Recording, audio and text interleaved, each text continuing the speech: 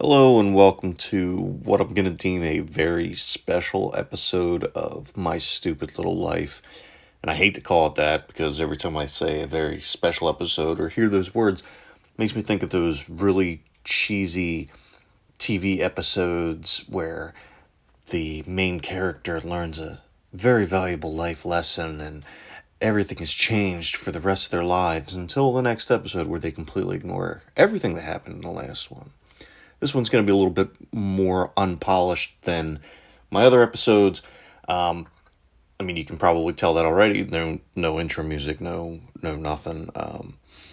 But it's something I felt was important. It was something that I kind of wanted to put out there, and it's going to hopefully explain part of why it's taken everything so long to get off the ground, based on starting the podcast just prior to all of this happening. So anyway, without further ado, here's the very special episode. So, I initially planned on recording an episode a week, and especially after that little teaser episode I did, and then posting the outtakes from that, I wanted to make sure I followed up with something substantial. And unfortunately, with the holidays and everything, it's made it a little difficult. But what's made it more difficult is some events that I was involved with. Nothing terrible personally, but just something that really struck me and really affected me in a negative way mentally. And so I don't really want to talk too much about my job on this podcast because I don't know what the legalities are and I don't want to put myself or my employer in a bad place. But in this situation, I'm going to have to tell you a little bit about my job and what I do and everything. So I work for a police and fire dispatch center. And on Thursday morning, so Thanksgiving morning around 12:30, we had a call come in about a car in a canal. And, living in the city that I live in with all of the canals that are in this city, which it's a ridiculous amount, this is kind of a common thing. You figure people were leaving the bar after Wednesday night, which is one of the biggest party nights in the, on the calendar. So it's to be expected that there's going to be people out and drunk and driving stupid, making bad decisions. But this one was a little different. So we get this call and we get word that there are two kids trapped in the car. So automatically it's bad. We know it's bad. We know that there's not really any time to waste. We need to get people rolling. Not that there would be time to waste if there weren't kids trapped in the car, but we need to get people out there now. So as the details keep coming in, it just keeps getting worse and it keeps getting stranger. What we hear is that this is the result of a carjacking. And so that sets off some red flags. So now we're kind of dividing our efforts. Obviously, the most important thing is that we get to the kids and try and help them out. But now we've also got to divert resources to find out what happened, how this carjacking happened, see if we can get a suspect, see if we can get a description. So we head out, and to the credit of every single person who responded, especially our officers, as soon as they got on scene, it was, all right, I'm going in. And we kept on hearing this over the radio over and over. And so the officers and the firefighters who responded were all just in the water as soon as they could and trying to save these two kids. Unfortunately, both of the children passed. And this is where it got really hard for me and for my coworkers. It's always terrible when a child passes, when a child dies.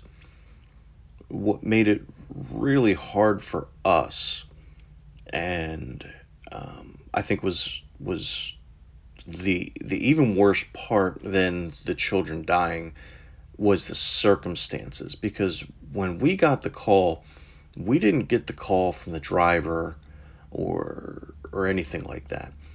We got the call from one of the people who lived by that canal where the car went in. And they said that they didn't see it, they heard it. And so by the time they got out there and called us, several minutes had passed, and these poor kids were trapped in the car, and and the car was submerging. Turns out that the people who were driving the car, the adults, had lied about the carjacking. They were driving, and one of them was the father of the children, one of them was the girlfriend. And I'm not here to say who was driving and who wasn't. That's up for the police reports and all of that to decide and to lay out. But essentially what happened was these people, and this was the extremely infuriating part, they let the children die. They let them stay in the car, in the water, while they jumped out, swam to land, and concocted this story about their car getting carjacked with the kids in it and being driven into the canal. Now, I'm not a parent. I mean, I'm probably as close as you can come to being a parent without actually being one, with raising Peyton. But every single instinct in my body in that situation would be to save the kids. Obviously, they were going to go to jail, or at least have some very hefty fines that they were going to have to pay based on possibly being intoxicated. I'm not going to say one way or the other because the case hasn't come down, so I'm not going to try and put things out there that shouldn't be out. But to leave your kids in a car and then try to make up a story so that you don't get in trouble is not parental behavior. It's not, in my eyes, human behavior. It takes a special kind of screwed up individual to be able to leave children to die to save your own butt. And that was probably what hit most of us even hard. I'm not going to say harder, but it was hard to digest. It was very hard to deal with the fact that these people had an opportunity to save the kids and did nothing. They did absolutely nothing.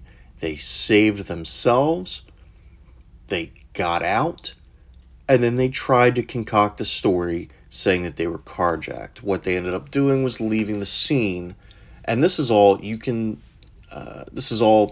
stuff that you can find out from looking up news stories about it. I'm not going to give you too many of the descriptive details aside from just vagaries at this point, because I don't know the legalities. I don't know how much I can and can't say. I know that our state has very broad public information laws, and that most of this is probably okay to talk about. But again, I just don't want to cross any lines with that.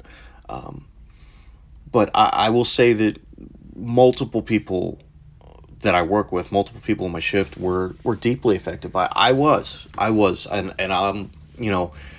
I'm not ashamed or afraid to admit it. It hit me hard. I can't adequately explain the amount of fury, the amount of anger, the amount of sadness, and frustration especially knowing that there was nothing that I could do on the other side of the microphone, on the other side of the phone. Um, I could direct. I was the coach. I was not the player. I couldn't go out and execute. Um, and it was heartbreaking. Um, this is actually probably the first time that I've been able to talk about it since it happened without crying, without breaking down. Um, and I think that part of the reason that I felt so compelled to record this and record this episode in its unorthodox style, um, is to kind of get it out there. And I know a lot of my friends have been questioning why I've been kind of absent, kind of quiet. I've been posting on social media a little bit here and there, but not to the extent that I normally do. And some of the stuff I've been told has been a little bit cryptic.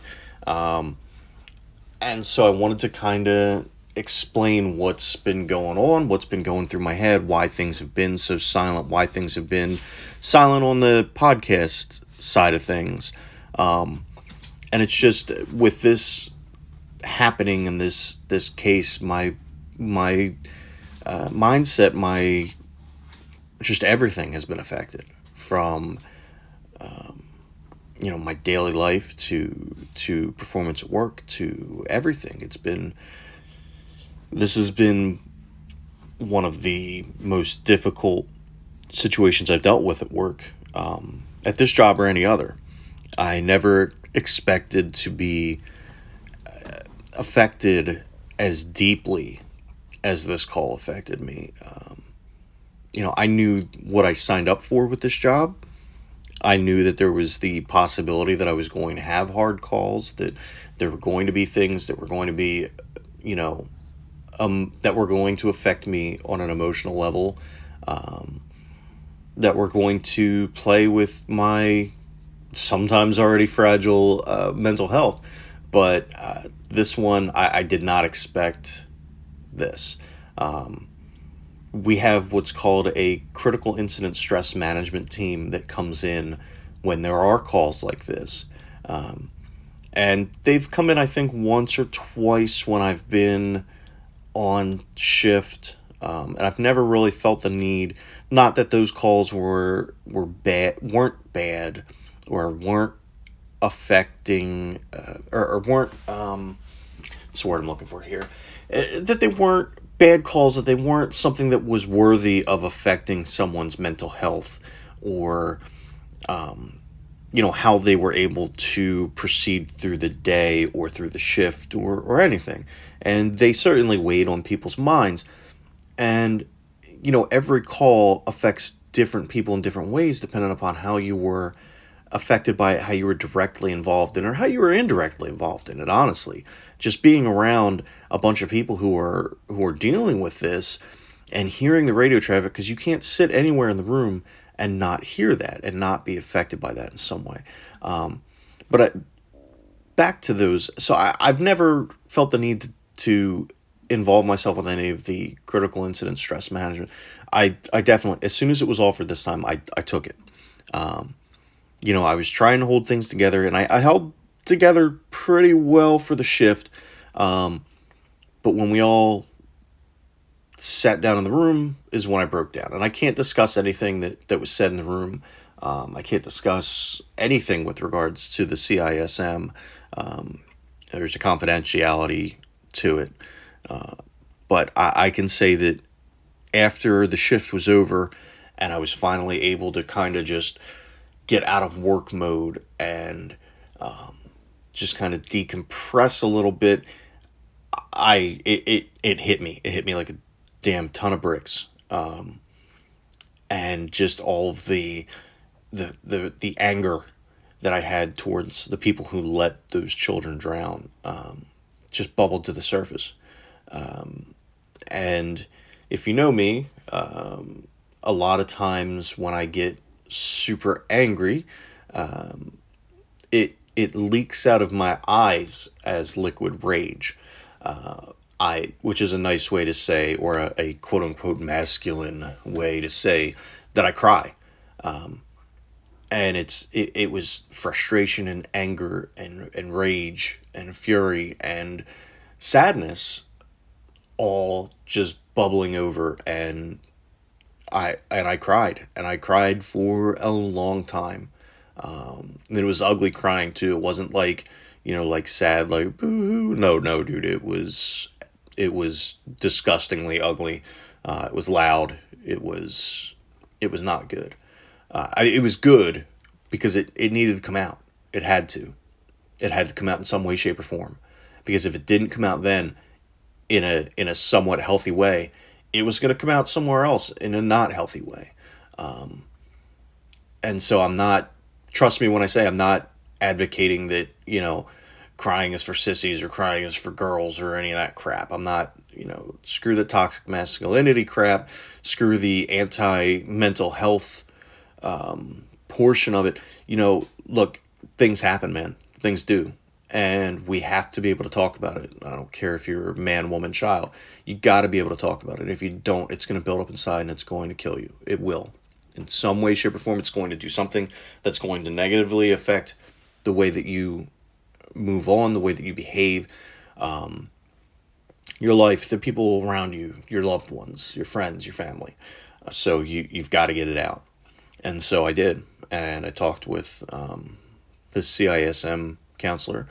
And, I thought that after that, I was going to be good. And I wasn't.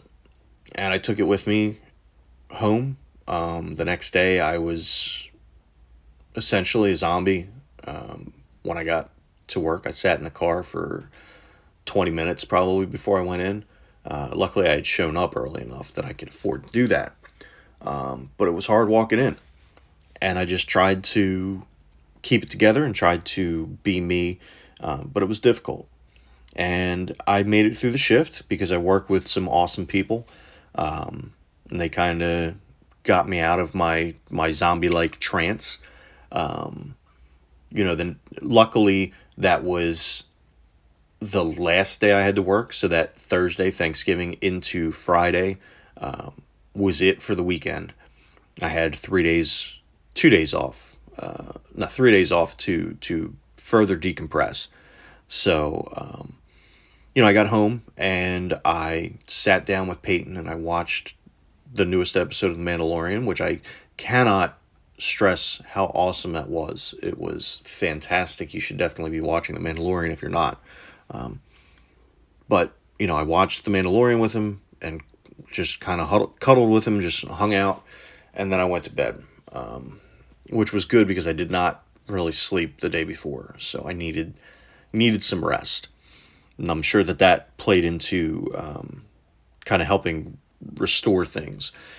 The next day I got up and I tried to talk to a couple people and just explain. And every time I tried to talk to them and tried to explain what happened, I broke down. I did. And I kept it from ugly crying pretty well, I think. Because I got that initial rage, that initial anger out. But it was still there. And it still hurt, man. It really did. It still does, but luckily I'm dealing with it a lot better. The anger is still there, but it's more tempered. I can, I'm just more at this point sad for those kids. And, I don't think that I'll ever not be sad about it. I don't think that I'll ever not be angry about it. But I've gotten to the point now where, because I've talked about it, because I'm laying it out here, that I'm able to kind of hopefully move forward and move past it. There was a critical incident stress management giant briefing with, the one that we had was just people on my shift. But there was a separate one that Saturday that had all of the firefighters, all the EMTs, all of the dispatchers, all of the police officers that were involved. They were all invited. I didn't go to it, and I should have. I think that it would have helped me deal with things better, and maybe maybe not get over it quicker isn't the right way to say it, because I'm never going to get over it. It's something that's with me now, and I'll think about it from time to time, and because that's something that terrible you don't just forget. But I feel like going to that probably would have been a good idea, because they have licensed counselors and everything, and also to put a face to the voices that you're hearing over the radio, that these frantic voices, would have helped. And from what I've been told, that maybe I would have been able to provide a piece of the puzzle to them that would have helped ease their minds a little bit. And so I should have gone to that. And in the future, God forbid, I mean, I know there is going to be more incidents like this. It's just the nature of the job. But in the future, if I'm involved in calls like this, I'm pretty sure I will go to the big briefings or big debriefings. Just, for my mental health and for the mental health of those who are in this with us. It's not an easy job. No aspect of it is. And you never know when that call is going to come in that's going to affect you in a way that really just it messes with your head, with your heart, with your life for an unknown amount of time. And so it's really important that you know you take the appropriate steps. You have a healthy outlet, and you talk to people, and you don't let it just fester and boil inside you and destroy you, because that's what it'll eventually do. And that's why the conversations around mental health in this country really need to change and need to become a more healthy thing. It needs to be seen as not a stigma, but you know it's like any other health ailment. If I break my leg, people aren't going to tell me to just walk. Well, okay, people have told me to walk things off that I couldn't just walk off, but most people, when you break a bone, you go to a doctor, you get treated, you get it fixed, and then you heal and you recover properly. In this country, we have a tendency, especially with males, to not treat it, to just try and cover it up, to try and walk it off, to rub some dirt in it, to use some sports terms. You know, are you hurt or are you injured? Is it something that you can just bury and keep moving forward, or is it something that you can just you need to get treated? And anything with mental health these days, honestly, you're better off getting it treated. You need to. It's the only way to move forward healthy. And what we're doing is, generation after generation, we've kind of stigmatized it and we've kind of pushed it aside, and we've treated it as something that you can just, use the power of positive thinking and disregard. But that's not the case. It's not. It's mental health is something that is very serious, and it's a crisis in this country. I didn't look this up because I wasn't thinking about it, but I know at one point, especially among veterans, we were losing 22 veterans a day to suicide. And that's not right. That's not right at all. That is something that absolutely we should be able to fix.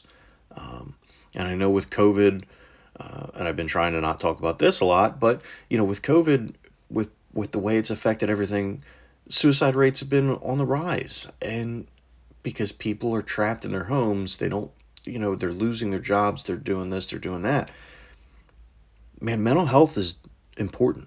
And if we don't, as a country, band together and start taking care of each other and destigmatizing it and making it a regular conversation, normalizing asking your friends and family how they're doing, are they doing okay mentally, and normalizing talking about everything, we're just going to go down a dark path. We're going to go down a path that that just, it's going to be cycle that just perpetuates it, where people cover that up until they hit a breaking point, and then there's no recovering from that, you know? So, but I digress.